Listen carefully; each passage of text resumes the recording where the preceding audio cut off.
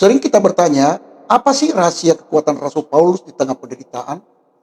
Kalau kita lihat di dalam Filipi 4 ayat 13 berkata, segala perkara dapat kutanggung di dalam Dia yang memberi kekuatan kepadaku. Ketika kita membaca nas ini, banyak orang menganggap ayat ini berbicara tentang keberhasilan, kemenangan, dan pencapaian. Namun, jika kita memperhatikan konteksnya, Rasul Paulus menulis ayat ini bukan ketika ia sedang menikmati kenyamanan hidup, melainkan saat ia berada di dalam penjara. Paulus berkata bahwa ia telah belajar hidup dalam segala keadaan, yaitu kekurangan maupun kelimpahan, kenyang maupun lapar, berkelimpahan maupun berkekurangan. Di dalam Filipi 4 ayat 12. Rahasia kekuatannya bukan terletak pada keadaan yang baik, melainkan pada hubungan yang erat dengan Kristus.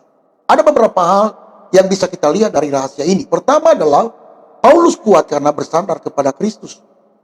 Paulus tidak berkata, aku kuat karena pengalaman, kemampuan, atau kedudukanku. Namun dia berkata, di dalam Dia yang memberi kekuatan kepadaku. Dialah bahwa penjara tidak mampu merampas kedamaiannya. Rantai yang mengikat tubuhnya tidak dapat mengikat imannya. Sumber kekuatannya berasal dari Kristus yang hidup dalam dirinya. Seringkali kita menjadi lemah karena terlalu bergantung pada keadaan. Ketika keadaan baik, kita bersuka cita. Ketika keadaan sulit, kita kehilangan semangat. Namun Rasul Paulus mengajarkan bahwa kekuatan sejati berasal dari Tuhan yang tidak pernah berubah. Hal yang kedua yang kita pelajari adalah Paulus belajar mencukupkan diri dalam segala keadaan. Paulus menggunakan kata belajar, artinya mencukupkan diri bukan sesuatu yang otomatis terjadi, tetapi proses yang harus dilalui. Di dalam penjara, Paulus belajar bahwa kebahagiaan tidak bergantung pada kebebasan fisik, kekayaan, atau kenyamanan. Ia menemukan bahwa Kristus cukup baginya. Banyak orang percaya kuat saat berkah melimpah, tetapi menjadi goyah ketika masalah datang. Paulus justru menunjukkan bahwa orang yang mengenal Kristus dapat tetap kuat sekalipun keadaan tidak berubah. Hal yang ketiga yang kita pelajari adalah Paulus memiliki fokus pada tujuan Allah. Walaupun di penjara, Paulus tidak sibuk mengasihani dirinya sendiri. Ia tetap melayani, menulis surat-surat penguatan bagi jemaat, dan memberitakan Injil.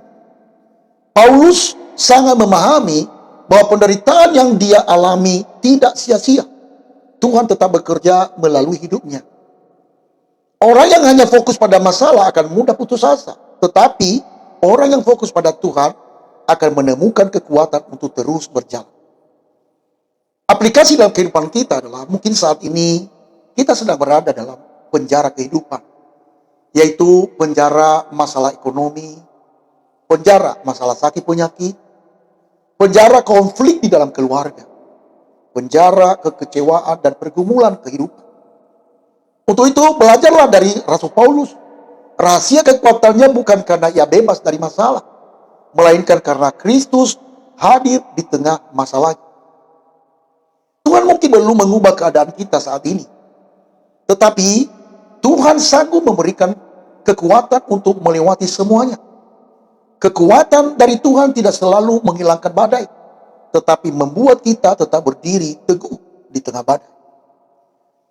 Sebagai penutup bagi kita di dalam renungan ini adalah, di dalam nas ini mengajarkan bahwa kekuatan orang percaya tidak ditentukan oleh situasi, melainkan oleh hubungan dengan Kristus. Rasul Paulus dapat bertahan di dalam penjara karena ia memiliki Tuhan yang lebih besar daripada penjara itu. Ketika dunia berkata, aku tidak sanggup lagi, iman berkata, segala perkara dapat kutanggung di dalam Dia yang memberi kekuatan padaku. Kasih karunia Allah menyertai kita sekalian. Maranatha, blessing.